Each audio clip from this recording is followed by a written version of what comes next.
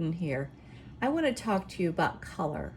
When people talk about color, frequently they talk about warm and cool colors. And I found that my students find this very confusing. So I'm going to change up a little bit about how we think about color and talk about it as having the absence or presence of the number of primaries. Now we know that the primaries, back from elementary school, are yellow, red, and blue.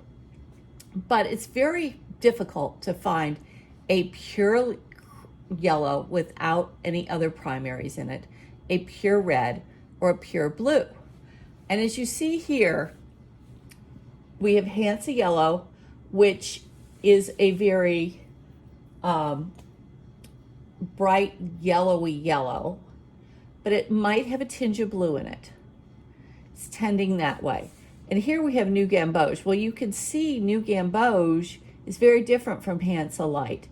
It's got some red, it's going towards orange, so it has the presence of another primary. It has the presence of red in it.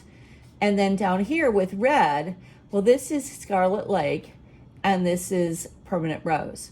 And you can see, probably if you just looked at Scarlet Lake, you would think, oh, that's red.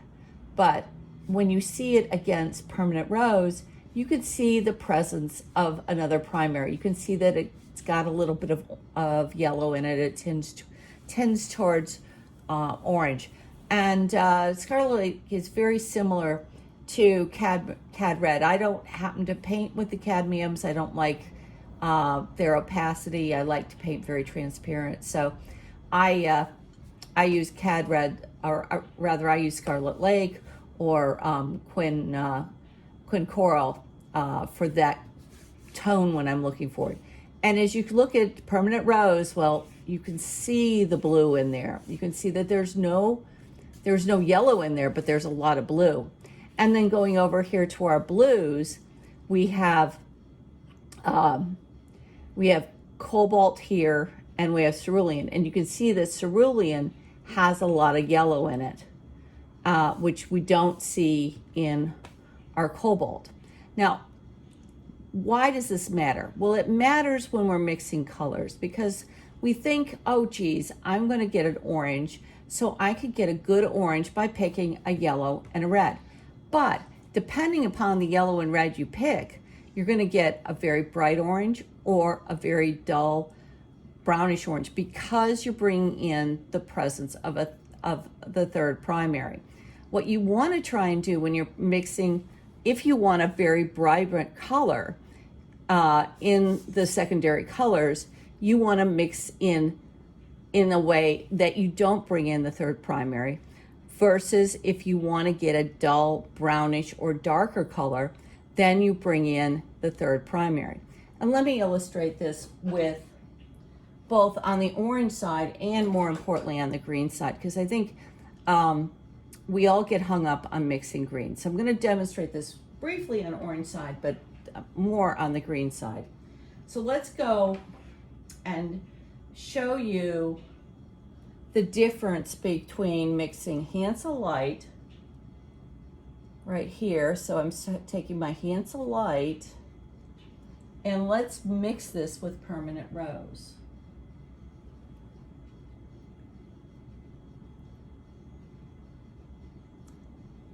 And then I'm going to contrast that. So that's Hansa Light, Permanent Rose. Let me just show my Hansa Light and show my Permanent Rose. Okay. Now at the same time, let's do our Hansa Deep or New Gamboge and Scarlet Lake together, and see the difference in the vibrancy of the color. See that? This is very brown and dull. Get a little bit more Hansa in there. It's very brown. This is very bright. Now where we're really gonna see that is over here with our yellows and greens, because we think, oh geez, I wanna try and get a green. And a lot of us do mix our greens because We don't like tube greens. They don't look like colors found in nature.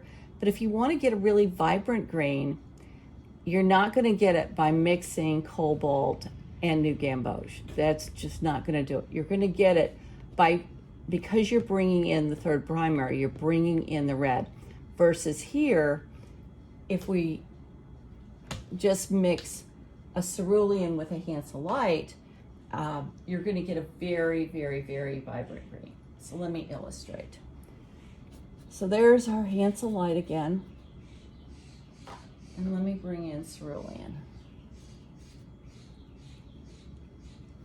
You can see that it's a nice, vibrant green. Now let me go the other way and mix new gamboge with cobalt. So here's my cobalt. There's a little bit of yellow on my brush, so let's try that again. There's my cobalt.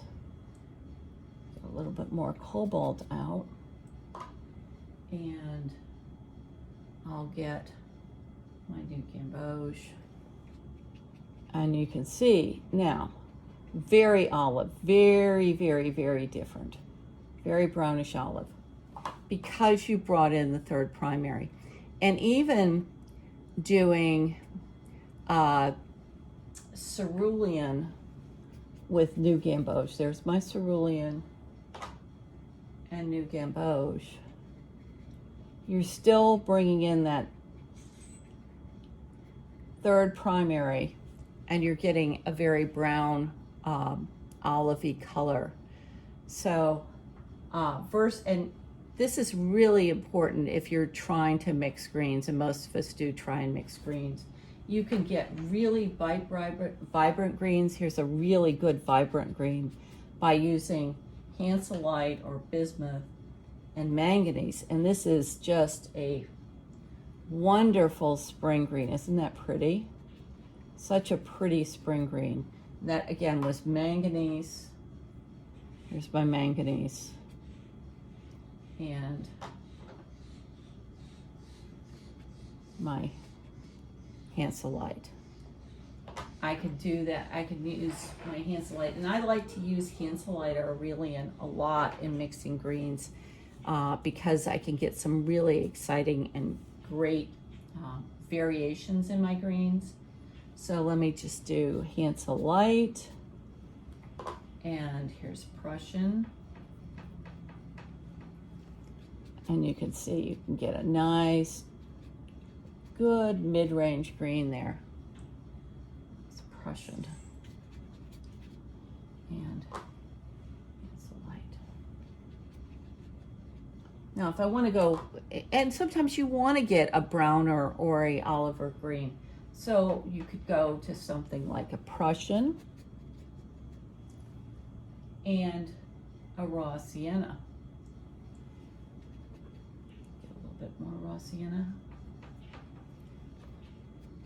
and you can see how you can get a nice foresty green, which you may want that green. So there's a lot of variation in green you can get, and it all comes from mixing, from knowing your colors. And so I've done a chart here to show, and I used Hanselite, Aurelian, new gamboge, and raw sienna, and to show how I first did a layer of the yellow down, and then I put over it the blue. And you can see how vibrant my manganese is versus my cobalt. And I'll just put it up again. So there's my Hanselite, and there's cobalt. A little bit more cobalt up there. It's fairly dull. Versus doing Hanselite and cerulean, where we have a nice bright green. And contrast that with, now we can do with Aurelian here.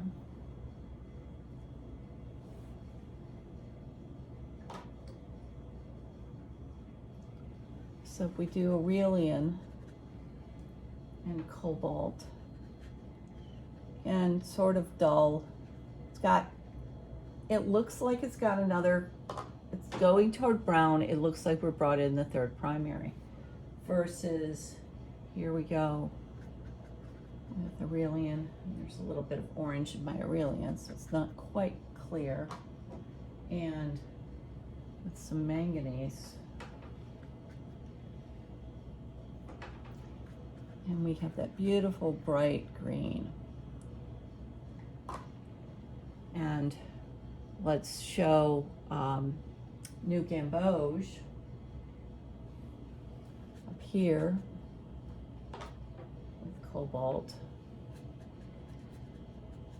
Very olive looking, because we brought in all three primaries, so it's going towards brown, it's going towards gray. And same thing here with manganese. Same idea. Manganese, because it's got so much yellow in it, is brightening it up some, and it's not as dull as my cobalt mixture, but still it's not the vibrant green that you get with mixing Hansel Light or even Aurelian. And then if I go to raw sienna and I do my raw sienna right here with cobalt, and it really just goes to a very olive drab grayed color, because we brought in all three primaries versus going here with manganese, where it's a little bit going to be a little bit brighter because the manganese again has more yellow in it. It's still very olive drab compared to if I'm using Hansel Light or Aurelian.